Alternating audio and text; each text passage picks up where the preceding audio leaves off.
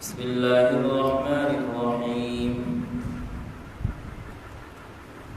هو الذي أنزل عليك الكتاب منه آيات محكمات هن أم الكتاب وأخر متشابهات فأما الذين في قلوبهم زيغ فيتبعون ما تشابه منه ابتغاء الفتنة وابتغاء تأويله وما يعلم تأويله إلا الله والراسخون في العلم يقولون آمنا به كل من عند ربنا وما يذكر إلا أولو الألباب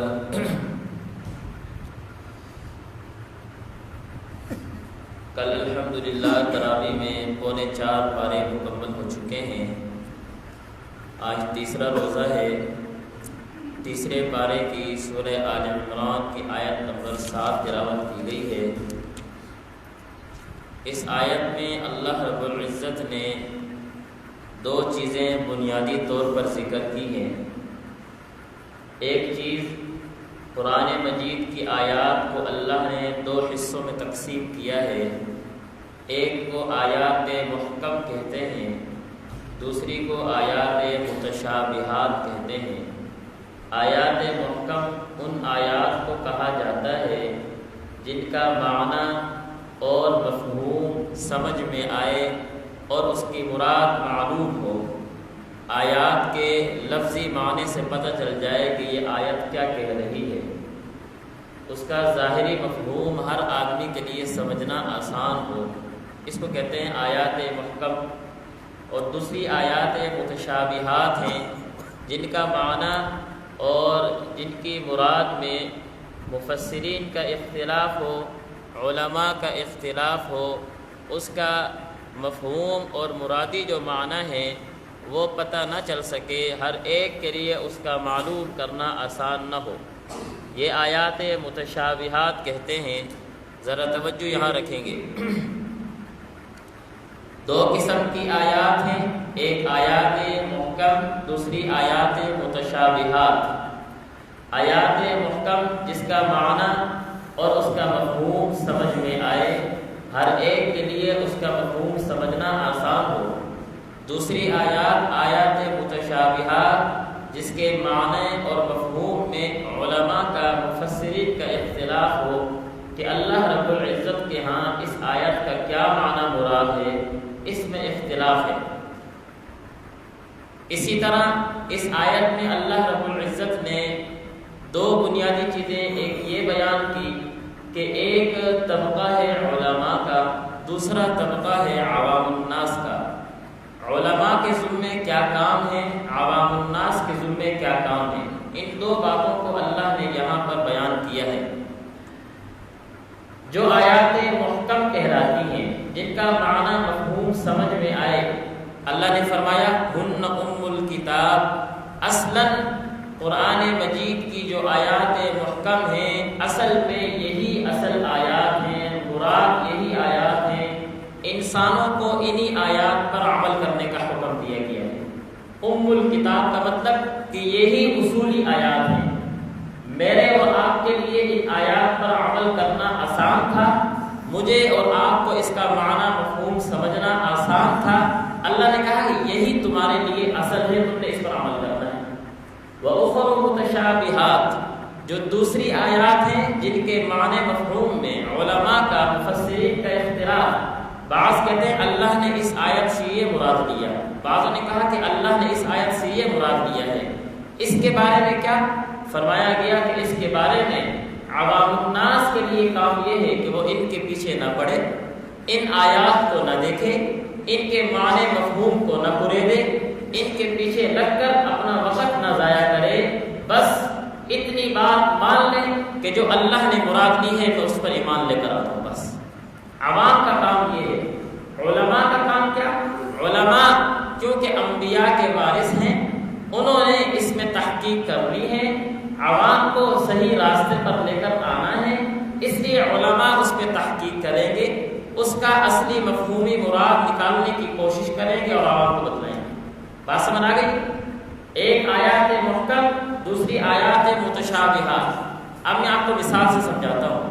قرآن مجید کی ایک آیت ہے، اللہ رب العزت نے فرمایا ان مثل عیسیٰ عند اللہ کمثل آدم، کہ اللہ رب العزت نے عیسیٰ علیہ السلام کو اسی طرح اپنا بندہ بنایا، کمثل آدم، جس طرح کہ حضرت آدم کو اپنا بندہ بنایا ہے۔ اللہ نے عیسیٰ علیہ السلام کو اسی طرح اپنا نبی بنایا، کمثل آدم، جس طرح کہ آدم کو اپنا نبی بنا کر بھیجا۔ خلقہ من تراب، جس طرح حضرت آدم کی پیدائش مٹی سے ہوئی، اس طرح عیسیٰ کی پیدائش بھی مٹی سے ہوئی۔ آسان سی بات ہے، ہر آدمی اس کے لفظی ترجمے سے مفہوم سمجھ رہا ہے۔ ایک اور جگہ اللہ نے فرمایا ان هو الا عبد انعمنا، کہ عیسیٰ علیہ السلام وہ ہمارے بندے ہیں، ہم نے ان پر اپنا انعام کیا ہے۔ آسان سی بات ہے، مفہومی بات سمجھ آ رہی ہے، لفظی ترجمے سے بات سمجھ آ رہی ہے۔ یہ ہو گئی محکم۔ اسی کا متشابہ کیا ہے؟ قرآن مجید میں ایک جگہ آیا انما المسیح عیسی ابن مریم رسول اللہ وکلمتہ القاها الی مریم وروح منہ، یہاں پر اس آیت میں اللہ نے عیسیٰ علیہ السلام کو وکلمتہ اپنا کلمہ کہا، وروح منہ اور اپنی روح کہا ہے۔ اب اللہ کے کلمے سے کیا مراد ہے؟ اللہ کے روح سے کیا مراد ہے؟ مطلب نہیں سمجھ آ رہا، مفہوم نہیں سمجھ آ رہا، لفظی معنی سے ہمیں اس کا مفہوم نہیں پتہ چل رہا۔ یہ آیات متشابہ ہیں، بات سمجھ آ گئی؟ اب جب آیات محکم ہمارے لیے آ گئی کہ عیسیٰ ہمارے بندے ہیں، ہم نے عیسیٰ کو مٹی سے پیدا کیا ہے، ہم نے عیسیٰ کو نبی بنا کر بھیجا ہے، تو مجھے اور آپ کو کیا حکم دیا کہ ہن ام الکتاب، کہ جو آیات محکم ہیں جن کا مفہوم سمجھ آ رہا ہے، اصلاً یہی آیات ہیں، تم نے انہی پر عمل کرنا ہے۔ ہمارا نظریہ یہ کہ عیسیٰ اللہ کے بندے ہیں، اللہ کے بھیجے ہوئے نبی ہیں، اللہ کے ثالث نہیں۔ وروح من، وکلمتہ کے پیچھے پڑھ کر اپنا وقت نہیں ضائع کرنا۔ وکلمتہ کیا مراد ہے اللہ کی، وروح من کیا مراد ہے اللہ کی؟ ہمارا نظریہ یہ کہ اللہ کی جو بھی مراد ہو ہم اس پر ایمان لے کر آتے ہیں۔ بات سمجھ آ گئی؟ دوسری مثال قرآن مجید کی آیت ہے اکان للناس عجبا ان اوحینا الی رجل منہم، اللہ مشرکین مکہ کو مخاطب کر کے یہ بات کر رہے ہیں کہ کیا یہ لوگ اس بات پر تعجب کرتے ہیں کہ ہم نے انہی میں سے ایک شخص کو اپنے لیے چناؤ کیا اور ہم نے اس کو نبی بنا کر بھیج دیا۔ یہاں اللہ نے صاف فرمایا ان اوحینا الی رجل منہم، کہ ہم نے اس شخص کو نبی بنا کر بھیجا ہے جو تم میں سے تمہاری طرح آدمی ہے۔ قرآن مجید کی دوسری آیت میں آیا اللہ نور السماوات والارض مثل نورہ، کہ یہاں پر اللہ رب العزت نے نور کا ذکر کیا ہے۔ ایک جگہ اللہ آپ علیہ السلام کو رجل آدمی کہہ رہے ہیں، دوسری جگہ اللہ آپ علیہ السلام کو نور کہہ رہے ہیں۔ رجل آدمی کا مطلب مجھے اور آپ کو سمجھ آ رہا ہے، نور کا مطلب مجھے اور آپ کو سمجھ نہیں آ رہا۔ آیات محکم لے لو کہ اللہ نے آپ نبی علیہ السلام کو میری آپ کی طرح آدمی بنایا ہے، میں اسی پر عمل کر لوں، اسی کو لے لوں۔ ونور من، نور سے کیا مراد ہے؟ اللہ کی جو مراد ہے میں اس پر ایمان لے کر آؤں۔ کوئی بات سمجھ آئی آپ کو؟ یہ ہے ہن ام الکتاب، کہ دو چیزیں اللہ نے اس آیت قرآن مجید میں ہمیں سمجھائی ہیں کہ قرآن مجید کی بعض آیات وہ ہیں جو ام الکتاب کہلائی، جو محکمات آیات ہیں جن کا مفہوم سمجھ آتا ہے، دوسری آیات وہ ہیں جو متشابہات ہیں جن کا مفہوم مجھے اور آپ کو نہیں پتا۔ اب اگلی بات سمجھیں، قرآن مجید کہتا ہے فَأَمَّا الَّذِينَ فِي قُلُوبِهِمْ زَيْغٌ، وہ لوگ جن کے دل میں کجی ہے، جن کے دل میں سازش ہے، جن کے دل میں شرارت ہے، جو لوگوں کو راہ راست سے ہٹانے کی کوشش کرتے ہیں، کیا فرمایا؟ فَيَتَّبِعُونَ مَا تَشَابَهَ، اللہ کہتے ہیں کہ بھئی تم محکم آیات کو لے لو، متشابہات کو چھوڑ دو، لیکن ان لوگوں کی عادت یہ ہے جن کے دل میں کجی، جو لوگوں کو راہ راست سے ہٹانے کی کوشش کرتے ہیں، ان کی عادت کیا ہے؟ فَيَتَّبِعُونَ مَا تَشَابَهَ، محکم کو نہیں لیتے، متشابہ کے پیچھے چلتے ہیں۔ فَيَتَّبِعُونَ مَا تَشَابَهَ، کیوں بھئی؟ بڑی عجیب بات فرمائی، اس لیے کہ ابتغاء الفتنہ، یہ لوگوں کے درمیان فتنہ پیدا کرنا چاہتے ہیں، وابتغاء تأویلہ، اپنے مقصد کی تعبیر نکالنا چاہتے ہیں۔ صاف سی بات مجھے اور آپ کو سمجھا دی ہے، میرے لیے آپ کا حکم صاف بتا دیا۔ عوام کا کام کیا کہ جس کا مفہوم سمجھ آ جائے وہ لے لو، جس کا نہ سمجھ آئے اس کو چھوڑ دو، اور یہ کہو کہ اللہ نے جو مراد دی میں نے اس کو مان لیا۔ بات سمجھ آ گئی؟ اب حدیث سنیں، آپ علیہ السلام کی روایت حدیث ہے، حضرت عائشہ صدیقہ رضی اللہ تعالی عنہ فرماتی ہیں کہ مجھے اپنی امت پر خوف آتا ہے۔ آپ علیہ السلام نے فرمایا کہ مجھے اپنی امت پر خوف آتا ہے۔ کیا خوف آتا ہے؟ کہ بعض لوگ متشابہات کے پیچھے چلنا شروع کر دیں گے، یہ بخاری کی روایت ہے، بعض لوگ متشابہات کے پیچھے چلنا شروع کر دیں گے۔ پھر کیا فرمایا؟ جب تم ان کو دیکھو تو ایسے لوگوں سے دور رہو، اس لیے کہ یہ تمہیں فتنے میں مبتلا کرنا چاہتے ہیں۔ بات سمجھا گئی؟ ایک اور حدیث میں آیا، آپ نے فرمایا کہ مجھے اپنی امت پہ خوف ہے کہ ان کے لیے قرآن مجید اس طرح کھل جائے گا کہ ہر عامی آدمی یہ کہے گا کہ مجھے قرآن سمجھ آ گیا ہے، جو میرے ذہن میں آیا یہی ٹھیک ہے۔ اتنا عام ہو جائے گا قرآن مجید، جب اس طرح کا ماحول بن جائے تو سمجھ لینا کہ فتنے عام ہو چکے ہیں، اب اپنے آپ کو ان لوگوں سے دور رکھنے کی کوشش کرو۔ کوئی بات سمجھ آ رہی نہیں آ رہی ہے؟ قرآن مجید ہمیں صاف صاف بات بتا رہا ہے، تو کیوں نہیں ہم ان چیزوں کو لے لیں جس کا مفہوم اور الفاظ سے معنی سے ہمیں پتہ چل رہا ہو، جس کا نہیں پتہ چل رہا ہم کیوں ان کے پیچھے پڑتے ہیں، ہم کیوں ان کی قرید میں لگے ہوئے ہیں۔ قرآن صاف کہہ رہا ہے کہ جو لوگ ایسی آیات کے پیچھے لگتے ہیں جن کا معنی مفہوم مجھے اور آپ کو سمجھ نہیں آ رہا، الف لام میم حروف مقطعات ہیں، کیا مطلب ہے اس کا؟ بھئی نہیں ذکر کیا کہیں بھی۔